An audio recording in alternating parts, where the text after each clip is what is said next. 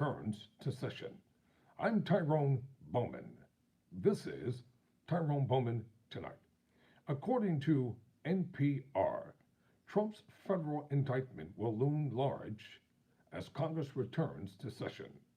Quote, House Republicans say they'll return Monday fresh off a week of infighting that paralyzed the lower chamber, but they'll have a renewed focus on this to discredit the inquiry that led to former President Donald Trump's historic indictment on 37 counts as well as Trump's political enemies. House Republicans had launched aggressive investigations into President Biden, his family, and his administration soon after they took control of the chamber in January. Speaker Kevin McCarthy, who was elected to the post with Trump's support after 15 contentious rounds of votes, said Saturday that House Republicans will get to the bottom of the investigation into Trump. Biden's weaponization of the federal government is going to disrupt our nation because it goes against our core belief in equal justice under the law, he tweeted. House Republicans will not stand for it. Trump's indictment may allow McCarthy to call a truce with members of the conservative House Freedom Caucus, who are also ardent Trump supporters. Last Tuesday, the House floor's business came to a sudden halt when nearly a dozen conservative members tanked a vote as part of a revolt against McCarthy for his deal with Biden to lift the debt ceiling. Days of intense negotiations followed without a clear resolution, leaving the unresolved disagreement pending. Still, even as House Republicans face an uphill battle debunking the indictment's detailed picture of alleged wrongdoing by Trump, they continue to come to Trump's defense. Controversial tweets by, listen, two Freedom Caucus members, Reps Clay Higgins of Louisiana and Andy Biggs of Arizona, responded with violence. Higgins later appeared to backpedal his cryptic tweet. Too late. You put it out there. Deal with it. McCarthy said the Republicans' chairs of the House Judiciary and House Oversight Committees, Representatives Jim Jordan of Ohio and James Comer of Kennedy, respectively, will lead the House to the Trump case.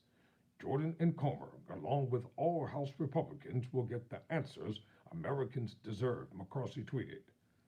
Trump has deep ties to House Republicans, especially the Freedom Caucus, and his indictment has likely escalated pressure on his congressional allies to ramp up their work.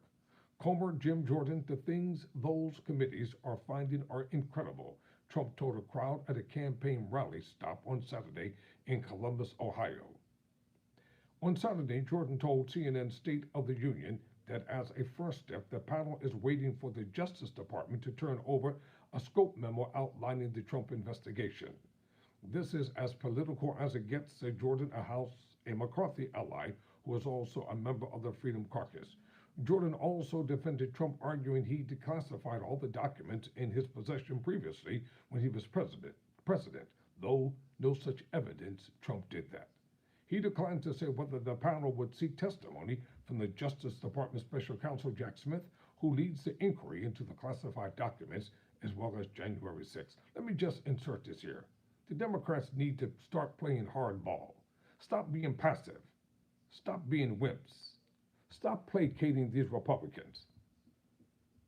And when this goes to the Senate, and it will, act like you want to govern this nation instead of allowing these Republicans to run rampant over you. These people will lie, cheat, or steal to get anything that they want.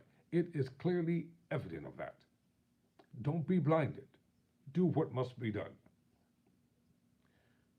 Although there's no love lost between the two and Trump, they'll likely face questions about the historic indictment. The chamber's number 3 Republican, Senator John Barrasso of Wyoming, slammed the case against Trump. He, as well as other critics of the charges like Senators Marsha Blackburn of Tennessee, Ron Johnson of Wisconsin, and Josh Hawley of Missouri, say Biden should face similar scrutiny for classified documents found in his home. You can't help but ask why this is happening, he said. It feels political, and it's rotten. The tone from more moderate Senate Republicans, including Mitt Romney of Utah, Lisa Murkowski of Alaska, and Mike Rounds of South Dakota, was more muted. American citizens looked to our leaders and our justice system to have integrity. And that integrity is once again being called into question, Rounds said. I'm Tyrone Bowman. Never surrender. Never quit.